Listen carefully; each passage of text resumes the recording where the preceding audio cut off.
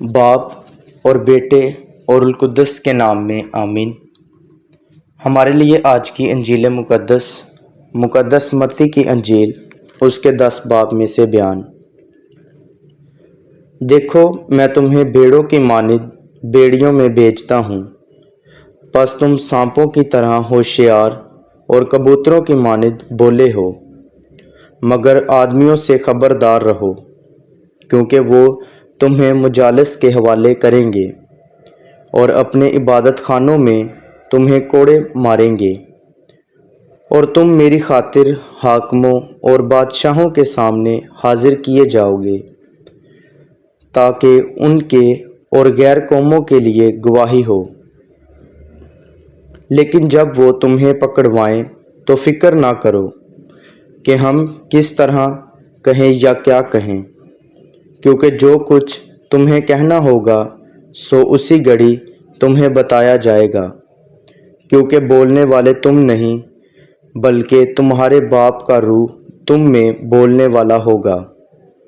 بھائی کو بھائی اور بچے کو باپ قتل کے لیے حوالہ کرے گا، اور بچے ماں باپ کی مخالفت میں اٹھیں گے اور انہیں مروا ڈالیں گے، اور میرے نام کے باعث سب لوگ تم سے کینہ رکھیں گے، مگر جو آخر تک ثابت قدم رہے گا وہی نجات پائے گا۔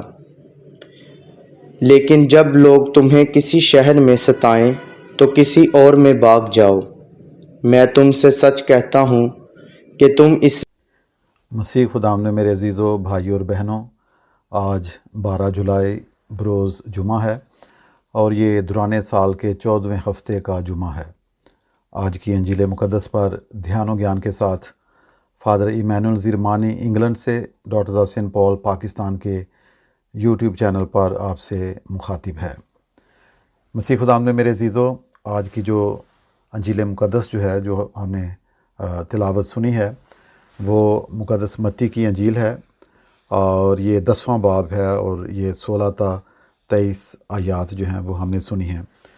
لیکن جب ہم مقدس متی کی انجیل کے 10ویں باب کا مطالعہ کرتے ہیں تو ہم دیکھتے ہیں کہ جو پہلی آیات ہیں، شروع کی آیات جو ہیں، اس سے پہلے کی آیات جو ہیں، ان میں ہدایات رسالت بیان کی گئی ہیں کہ خداوند یسوع مسیح، ہم سب جانتے ہیں کہ ایک مشن کے تحت دنیا میں آئے، اور خداوند یسوع مسیح نے خود بھی اس مشن کو واضح کیا کہ میں اس لیے آیا ہوں کہ وہ زندگی پائیں بلکہ کثرت سے پائیں، اور کثرت سے زندگی دینے کا مشن جو ہے یہ خداوند یسوع مسیح اپنے باپ سے لے کے آئے۔ تو ہم دیکھتے ہیں کہ سب سے پہلا جو مشنری ہے وہ خود خداوند یسوع مسیح ہیں، کیونکہ باپ نے اپنے بیٹے کو دنیا میں بھیجا تاکہ جو اس پر ایمان لائے وہ ہلاک نہ ہو بلکہ ہمیشہ کی زندگی پائے۔ تو یہ ایک مشن تھا جو خدا نے اپنے بیٹے کو بھیج کر شروع کیا۔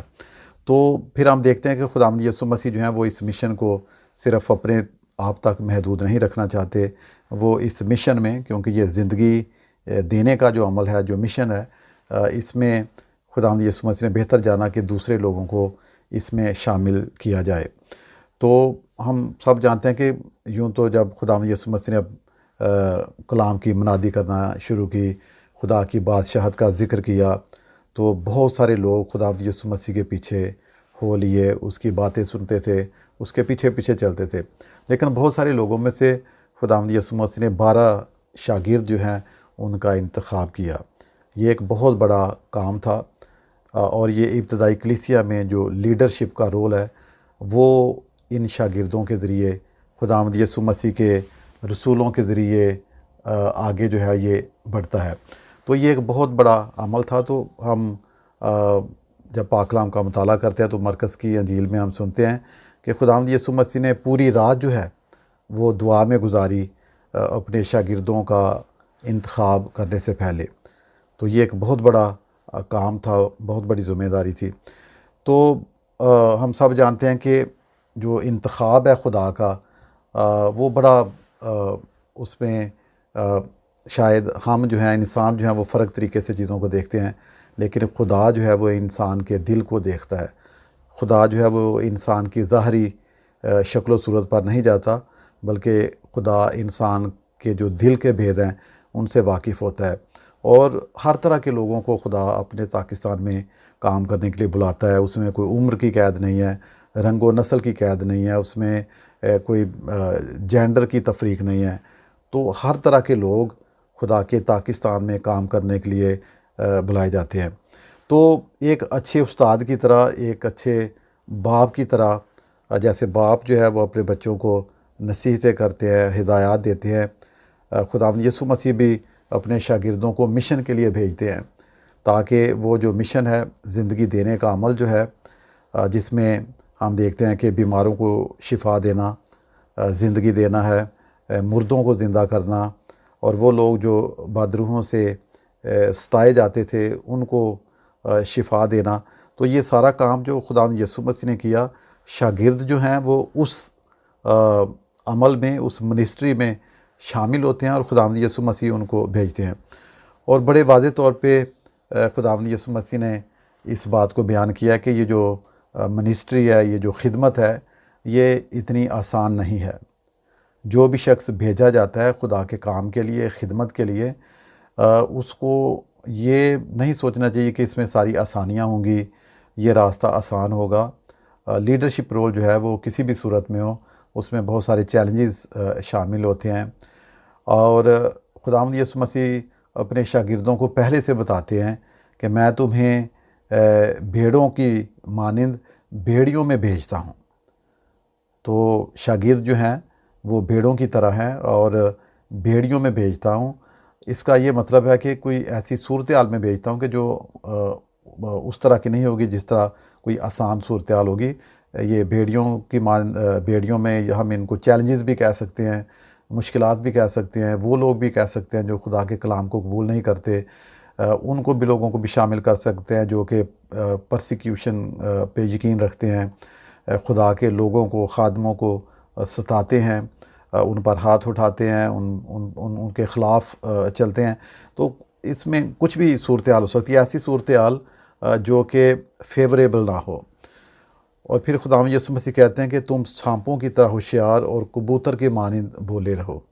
تو ہم سب جانتے ہیں کہ جو شاگرد ہے، جو بلایا جاتا ہے، اس سے ہم توقع کرتے ہیں، جو بھیجا جاتا ہے، کہ وہ مشنری اسپرٹ اس میں ہو، اس میں حلیمی ہو، فروتنی ہو، عاجزی ہو، خدا کے کلام کا جذبہ جو ہے اس میں ہو۔ یہ ساری باتیں جو ہیں ایک شاگرد سے ہم توقع کرتے ہیں۔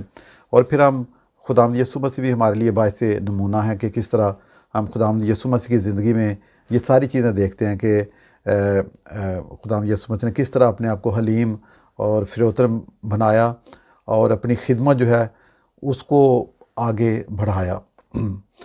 تو پھر خداوند یسوع مسیح کہتے ہیں کہ جو لوگ ہیں وہ آپ کو مجالس کے حوالے بھی کر سکتے ہیں، اور تمہیں کوڑے ماریں گے، حاکموں اور بادشاہوں کے سامنے تم حاضر کیے جاؤ گے، اور غیر قوموں کے لیے گواہی ہوگے۔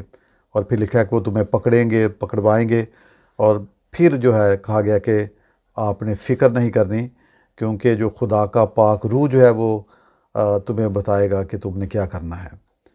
تو یہ خدا کا پاک روح جو ہے، اس کا بہت بڑا کام ہے ہماری منسٹری میں، کام میں، جو خدا ہم کو عطا کرتا ہے، اس میں خدا کا پاک روح جو ہے وہ ہماری رہنمائی کرتا ہے۔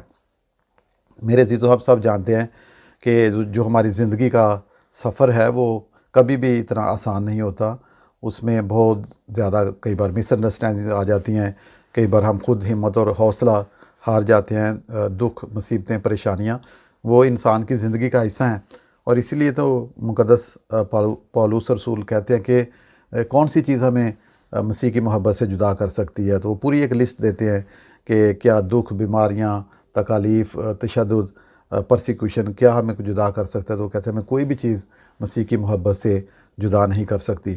تو ہمیں یہ خوش ہونا چاہیے، ہمارے لیے یہ بڑی تسلی کی بات ہے کہ خداوند یسوع مسیح خود یہ بتا رہے ہیں کہ جب آپ کسی بھی مشکل صورتحال میں سے گزریں گے تو خدا کا پاک روح جو ہے وہ آپ کو بتائے گا کہ آپ نے کیا کرنا ہے۔ تو ہماری زندگی میں ہمیں خدا کے پاک روح کو کام کرنے دینا ہے۔ خدا کا پاک روح جو ہے وہ ہمیں ملا ہے بپتسمہ کے ذریعے اور پھر استحکام کے ذریعے۔ تو خدا کا پاک روح جو ہے وہ ہماری زندگی میں کام کرتا ہے۔ تو پھر خداوند یسوع مسیح اس بات کو اور آگے بڑھاتے ہیں اور کہتے ہیں کہ بھائی جو ہے بھائی کو بھائی اور بچے کو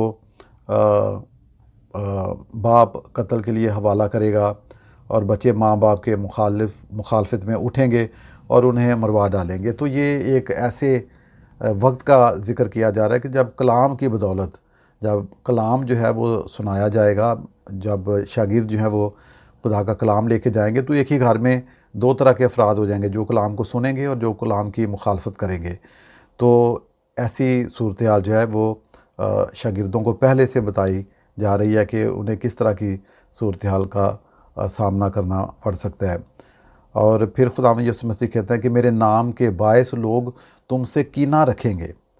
دل میں بغض رکھنا، کینہ رکھنا، خدا کے خادموں کو تنگ کرنا، ان کو پریشان کرنا، تو یہ بھی جو ہے وہ منسٹری کا، خدمت کا جو ہے کوئی حصہ ہے۔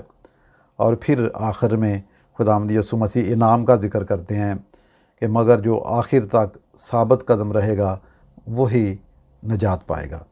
تو میرے عزیزو، یہ ثابت قدم رہنا جو ہے یہ بہت بڑا کام ہے اور بہت ضروری ہے۔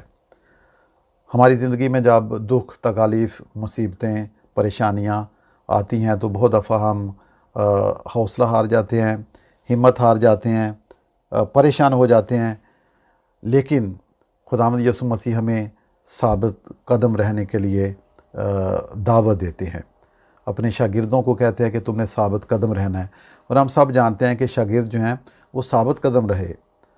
انہوں نے خداوند یسوع مسیح کے پیغام کی خاطر، انجیل مقدس کی بشارت کی خاطر انہوں نے اپنی زندگیاں قربان کی، انہوں نے اپنا خون بہایا، انہوں نے شہادت کا مرتبہ حاصل کیا، لیکن وہ خدا کی محبت میں، خدا کے ساتھ وفاداری میں وہ قائم رہے۔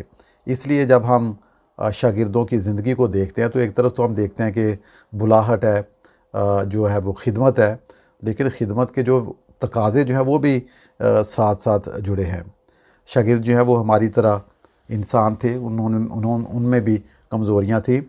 ہم دیکھتے ہیں مقدس پطرس کو، جب ہم دیکھتے ہیں تو مقدس پطرس نے 3 بار خداوند یسوع مسیح کا انکار کیا۔ اس کے بعد جو زبدی کے بیٹے تھے وہ خداوند یسوع مسیح کے دائیں اور بائیں بادشاہت میں بیٹھنا چاہتے تھے۔ اس کے علاوہ جو یہودا اسخریوتی ہے، اس نے خداوند یسوع مسیح کو پکڑوا دیا، اور اس طرح دوسرے شاگرد جو ہیں ان کی بھی اپنی اپنی کمزوریاں تھیں۔ مقدس جو تومس ہے وہ کہتا ہے کہ جب تک میں اس کے وہ زخم نہ دیکھ لوں اور ان میں اپنی انگلی نہ ڈال لوں اور میں اس پر یقین نہیں کروں گا۔ تو لیکن ان ساری چیزوں کے باوجود ہم دیکھتے ہیں کہ خدا کا پاک روح جو ہے وہ شاگردوں کے ساتھ تھا، اور وہی انہیں قائم رکھتا ہے اور ان کی مدد کرتا ہے۔ میرے عزیزو، ہم بھی شاگردوں کی طرح بلائے گئے ہیں، اور شاگردوں کی طرح ہی رسولوں کی طرح بھیجے گئے ہیں اس دنیا میں۔ ہماری زندگی کا مقصد ہے، ہم مسیح کے پیروکار ہیں۔ ہم نے آج کے دور میں مسیح کی گواہی دینی ہے۔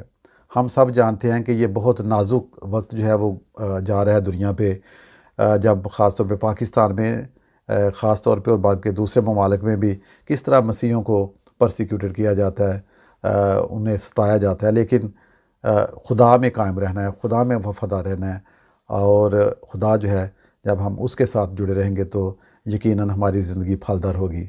خدا ہمیں آج کے کلام کے مطابق چلنے کی طاقت اور توفیق عطا کرے۔ آمین۔